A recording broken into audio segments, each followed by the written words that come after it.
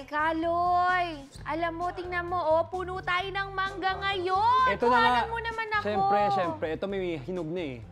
Ay, ang saya tumambay dito. Ayun! Mangga, hinog ka na ba? Mangga! Talaga?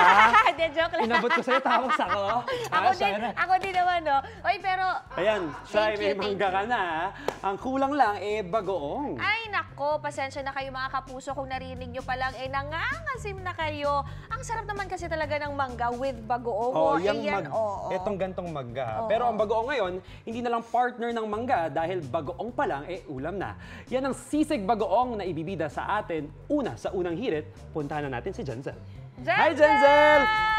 Jenzel, Jenzel, ikaw pa. Isa pang mangga yan si Jenzel. Oo, isa pang mangga to si Jenzel. Naku, ang cute naman nandyan sa studio. May papuno ka pa, Kaloy, ha? May pamangga ka dyan. Pengi naman ako niyan mamaya. Kasi dito nga ako ngayon sa Las Piñas, kung saan ang bagoong nila, puhunan nila 500 pesos. Ngayon, 6 digits kada buwan na ang kita nila. Plus, ayun nga, 500 and more jars ang nagagawa nila kada araw. And nabanggit nga ni Kaloy kanina, hindi lang siya, sausawan, pang ulam siya dahil may sisig.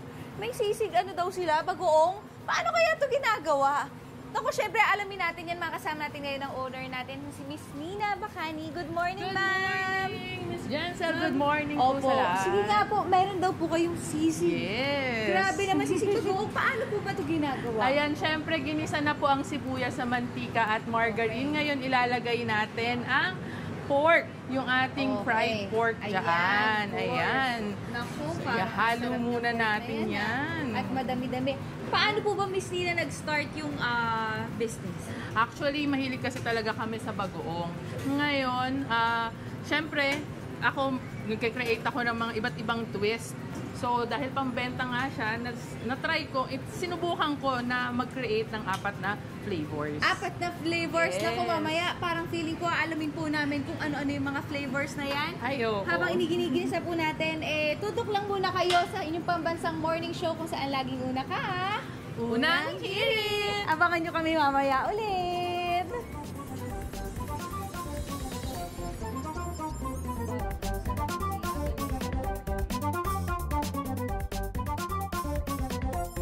Pero alam mo, Kaloy, hindi pa rin natatapos ang cravings ko sa bagoong. Bagoong, ito nga natatakam ako kasi pinakita ni Jenzel kanina yung mangga. Kaya nga nag-an yung mangga ko di ba? Gusto mo yan. Ayan, pinagbigyan kita, Shai. Hindi na nga lang yan, basta partner na mangga. Yun ang mismo ang bibida dahil pwede na iulam ang sisig bagoong. Ano ang lasa niyan, Jenzel? Miss Bagoong! Bagoong. Nako, napakasarap naman ito talaga. Eto, magluluto na tayo ulit dahil naging golden brown na po ang ating bagnet sisig. Ito, isisali na po natin, Miss Nina, no? Isali na natin sa naluto nating bagoong alamang. Ayan, okay. So, kanina nga po, Miss Nina, nabanggit na 500 pesos lang yung puhunan natin. Yes, Pero ngayon, 6 digits na po ang kinikita natin. Gaano katagal niyo po ba na-start na itong business na to? Ito actually, kaka-open pa lang po namin this 1 month ago pa lang. 1 month Pero ago? syempre nag-start tayo, Miss Jen, sa paisa-isang kilo hanggang sa napalaki po natin siya. Grabe, no? Kaya palang mag-grow ng business ng ganun kaikli. Wala pa pong isang taon. Ganun na kalaki ang naging natin. Kaya kita. po. Kaya siya.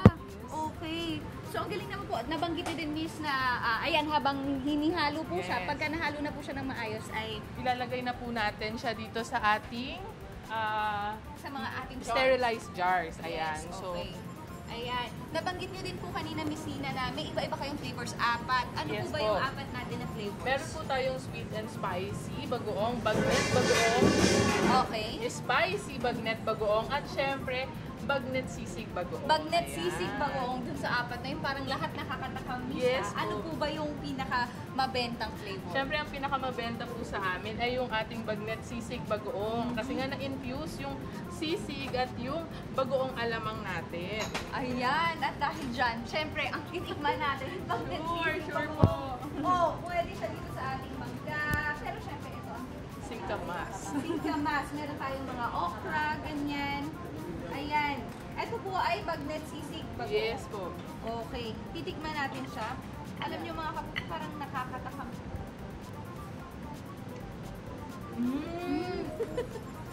kanina may sili nga po ito, dinagdagan ng sili, special sauce, and paminta.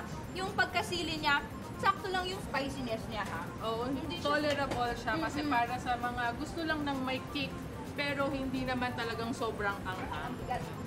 Oo nga po, sakto lang naman yung pagkaanghang. Ito, kasi hindi naman ako masyadong ma-spicy eh, pero okay siya. Dito tayo sa mangga. Wait lang. Ayan. Mas gusto ko siya dito sa mangga. Perfect. Sakto siya. Actually, pwede rin po siya sa mainit na rice lang. Mapapa-canly rice Sarap ka pa rin talaga. gusto ko kumain. Actually, dahil may meat na po siya, itong bagnat sisig bagoong natin, True. kaya na po siya sa kanin. Kahit wala ka ng ulam, ito na yung gagawin mong kanin. Ulam. Ulam. Oh, yes. Okay So, na okay na pwede siya. na. Actually, okay siya. Parang gusto ko bang kumain, pero alam niya naman, Sige syempre,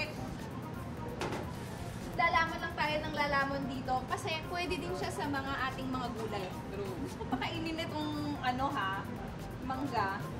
Ayan, tikman natin.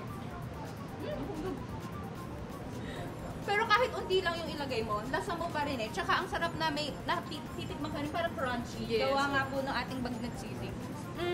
Nako, may idea na naman kayo na pwede nyo gawing negosyo. At kung gusto nyo naman ng ready to eat, pwede nyo nang kainin ito. Bilhin to. Magkano nga po pala ito? Ang SRP po natin dito is 280 pesos lang. Ayan, pero pwedeng mabili ng pang-negosyo. 280 pesos. Ito may mga laman po siya sa loob. Yes. Oo. Ayan, for 280 pesos, alam nyo na, pwede na kayong makakuha at makatikim nito. Kaya naman, para sa more food adventures and food trips, tutok na kayo dito sa inyong pambansang morning show kung saan laging una ka. Ang unang hilig. Hilig!